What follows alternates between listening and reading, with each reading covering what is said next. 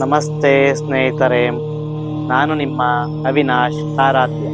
ಶ್ರೀ ಕಾಳಿ ಮಾತಾ ಜ್ಯೋತಿಷ್ಯ ಯೂಟ್ಯೂಬ್ ಚಾನಲ್ಗೆ ಸ್ವಾಗತ ಸುಸ್ವಾಗತ.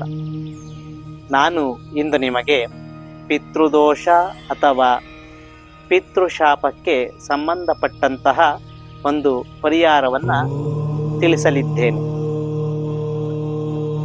ಪಿತೃದೋಷ ಅಥವಾ ಪಿತೃಶಾಪ ಇರುವವರು ಅಥವಾ ಪಿತೃಶಾಪ ಪಿತೃದೋಷ ಇರಲೇಬೇಕು ಅಂತೇನಿಲ್ಲ. ಯಾರು ಬೇಕಾದರೂ ಈ ಪರಿಹಾರವನ್ನು ಮಾಡಬಹುದು. ಯಾಕಂದರೆ ಪಿತೃಗಳ ಅನುಗ್ರಹ ಆಶೀರ್ವಾದ ನಮ್ಮ ಮೇಲೆ ಇರಲೇಬೇಕು. ಇಲ್ಲ ಅಂದರೆ ತುಂಬ ಪಿತೃಗಳು ತೊಂದರೆಗಳನ್ನು ಕೊಡುವಂಥದ್ದು ಇರುತ್ತದೆ.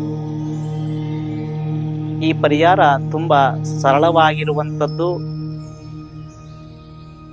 ಪರಿಹಾರ ಏನಪ್ಪ ಅಂತಂದರೆ, 70 ವರ್ಷದ ವೃದ್ಧರಿಗೆ ಅವರಿಗೆ ಬೇಕಾದಂತಹ ಜೀವನೋಪಾಯವನ್ನು ಕಲ್ಪಿಸಿಕೊಟ್ಟರೆ 5 ತಲೆಮಾರಿನಲ್ಲಿ ಇರುವಂತಹ ಪಿತೃಶಾಪ ಅಥವಾ ಪಿತೃದೋಷ ನಿವಾರಣೆಯಾಗಿ ವಂಶವನ್ನು ಬೆಳಗುವಂತೆ ಪಿತೃಗಳು ಆಶೀರ್ವಾದ ಮಾಡುತ್ತಾರೆ. ಇದು ಪಿತೃದೋಷ ಅಥವಾ ಪಿತೃಶಾಪಕ್ಕೆ ಸಂಬಂಧಪಟ್ಟಂತಹ ಪರಿಹಾರ.